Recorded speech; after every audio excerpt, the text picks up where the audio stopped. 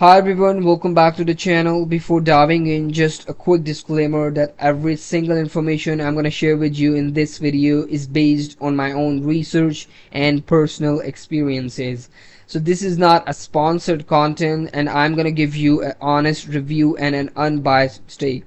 So let's get straight into it. So in today's video, we're going to do a quick and in-depth review of Agoda platform.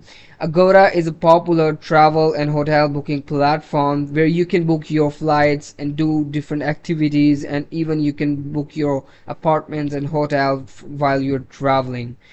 And one of its key feature is the deals and different discount prices that are always in progress, and you can check out those and pick up whatever suits your schedule.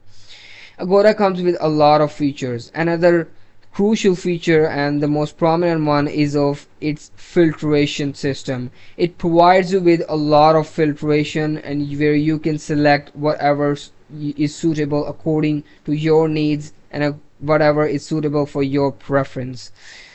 And Agoda provides you with a lot of discounted prices. And one of the best feature that I loved about it is the wide range of options for you, where you can select whatever is suitable for you, and also it gives you different discount offers if you're traveling to some places, or if you are booking your hotel where the any of the discount is in progress.